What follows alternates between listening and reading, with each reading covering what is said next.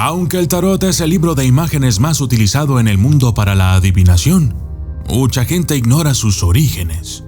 Existe la creencia popular de que el tarot se originó en el antiguo Egipto, aunque muchos debaten que no es así y que en realidad pudo tener su origen en la India o China. Pero en realidad las evidencias demuestran que se originó en Italia en la Edad Media. Aún no se ha establecido con certeza en qué ciudad, lo que entonces se llamaba Ludus Triumphorum o Gioco dei Triunfi, Juego del Triunfo, dio paso a lo que hoy conocemos como tarot. Estaba compuesto por dos grupos distintos de cartas. El primero consistía en imágenes alegóricas, los triunfi, y el segundo grupo, llamado semi-italiani, palos italianos, que incluía palos, espadas, copas y monedas. Sin embargo, había algo oscuro detrás de todo esto y fue por ello que la Iglesia, principalmente, se empeñó en destruir o acabar con este tipo de prácticas, condenando a todo aquel que llegara a jugarlo e incluso hablar de ello. Yo soy el documentalista y esto es el origen del tarot.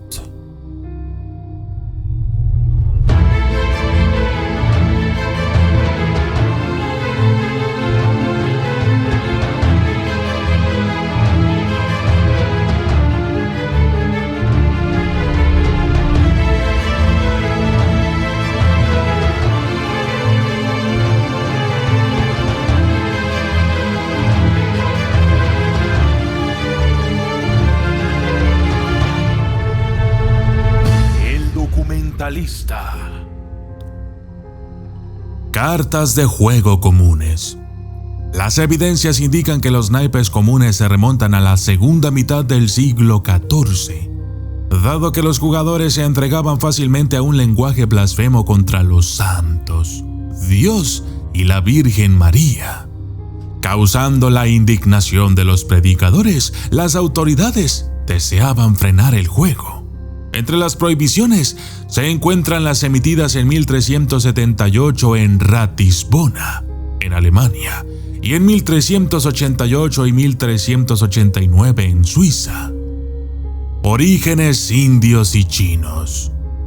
Según algunos estudiosos, los naipes fueron concebidos por primera vez en la India, en particular la ganfa, un juego de la India medieval y uno de los pasatiempos favoritos de nobles y reyes.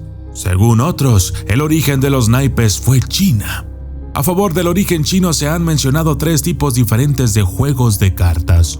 El más antiguo, del siglo VII al siglo VIII, se inspira en los dados o en el dominó. Los otros dos se inspiran en el ajedrez chino o en el papel moneda.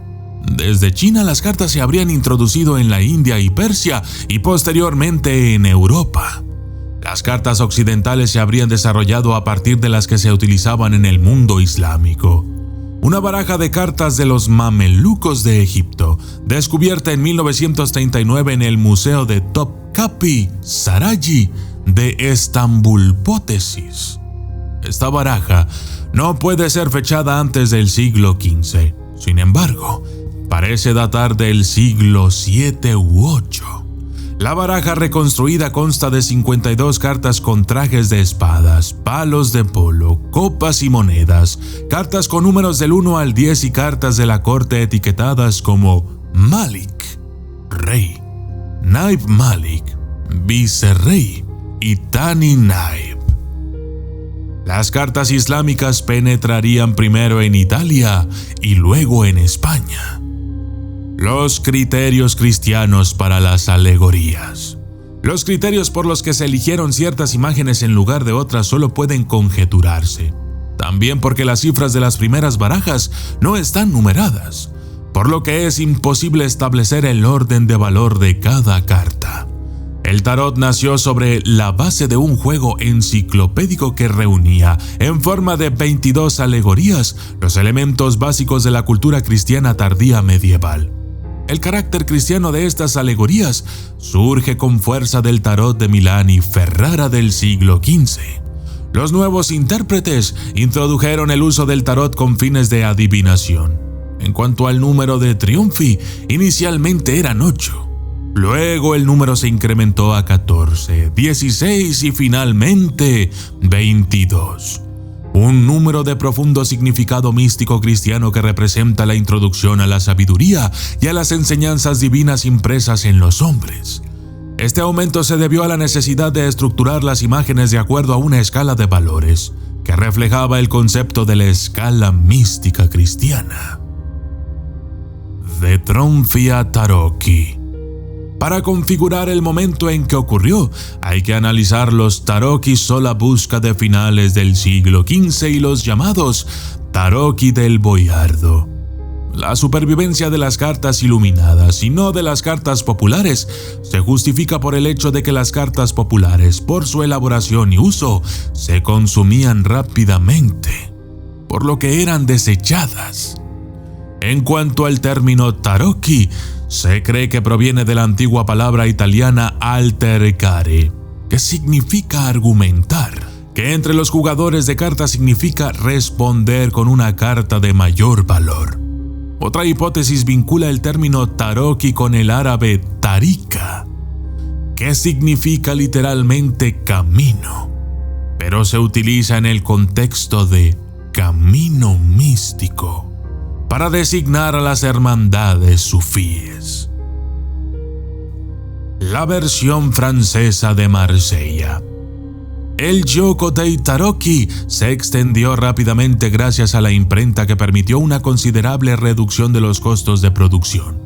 Se desarrollaron variantes locales de diferentes reglas de juego y diferentes órdenes en la sucesión de los triunfi. Es importante señalar que el tarot de Marsella no se originó en Marsella a pesar del nombre. El adjetivo Marsella se utiliza desde 1930, cuando la Maison Rémy produjo, por iniciativa de su director, Paul Martout, una reedición del modelo hasta entonces llamado Tarocco italiano. Los fabricantes franceses imitaron el modelo milanés, que data de finales del siglo XV o principios del XVI. A partir de la segunda década del siglo XVIII se ha producido la baraja tipo marsellesa en ciudades de Francia, Suiza, Piamonte y Lombardía. La cartomancia del siglo XVIII. No hay pruebas irrefutables del uso del tarot con fines adivinatorios que se remontan al siglo XVIII. Existen pruebas circunstanciales de su uso con este fin, así como de las cartas comunes de juego en el que se relacionan breves composiciones poéticas con figuras de triunfi. La cartomancia no aparece entre las técnicas adivinatorias tratadas por varios autores en el siglo XVI. Esto significa que la práctica de la cartomancia ya existía, pero no se consolidó. Se consolidó en el siglo XVIII gracias a un ocultista francés, Jean-Baptiste Sallier, con el seudónimo de Idea, que propuso su propia versión de la baraja del tarot, convencido de que había reconstituido la forma original del libro de Thoth. Fuentes egipcias. Se cree que algunos esotéricos encontraron los jeroglíficos de la sabiduría de los antiguos egipcios en los triunfi. Se considera que el iniciador de esta tradición es Antoine Cook de Gibelin, que tomó el tarot marsellés como modelo de referencia. En la historia de la magia, el mundo sobrenatural y la fatalidad a través del tiempo y los pueblos, se describe un ritual que tendría lugar en la Esfinge de Giza, terminando en el interior de la pirámide de Keops, donde se descubrieron 22 arcanos o pinturas enigmáticas, cuyos significados fueron interpretados por el guardián de los símbolos sagrados. Arcano deriva del latín arcanus, que significa escondido u oculto, derivado de arca, que significa arca o cofre. Los adjetivos mayor y menor se componen al tarot, es decir, los arcanos mayores y menores, que se refieren a los misterios iniciáticos. Gerard Angus, más conocido como Papus, afirmó que gracias al tarot es posible comprender los misteriosos lazos que unen a Dios, al hombre y al universo. Estos lazos se sintetizan en las letras o palabras Yahvé, Inri, Taro y Rota.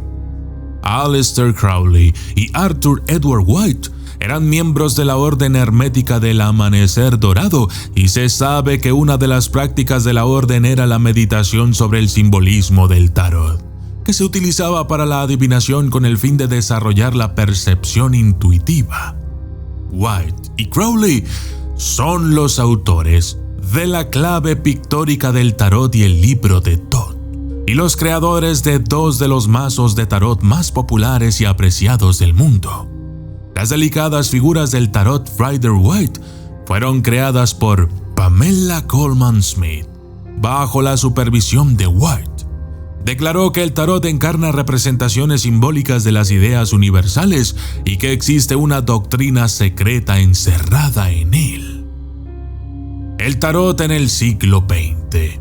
Entre las obras sobre el tarot escritas en el siglo XX merecen mencionarse Le Tarot de Marseille de Paul Martu y El Tarot, Historia, Iconografía, Esoterismo de Gerard van Ringberg. El primer libro es un estudio del tarot de Marsella, el más tradicional y el más rico en significados analógicos. Según Martu, quien consideraba el tarot como un conjunto de figuras que expresan simbólicamente el trabajo del hombre para lograr su propia evolución. El segundo libro, acompañado de una amplia bibliografía y de numerosas tablas ilustrativas, fue escrito, según Van Ringberg, para satisfacer parcialmente las diferentes cuestiones que el tarot puede plantear, teniendo en cuenta que el tarot con sus 22 imágenes de interpretación polimorfa abarca todo el mundo de las tendencias del espíritu. El panorama literario del tarot hoy en día es muy amplio.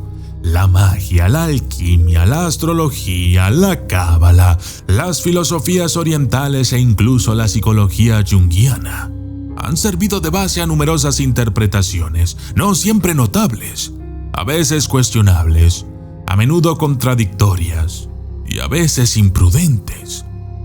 En cada una de ellas se puede encontrar una justificación si se considera que el tarot habla a cada uno de manera diferente, debido al grado de comprensión, conciencia y sensibilidad de cada uno, mostrándose como un canal de acceso a niveles de existencia más altos y profundos.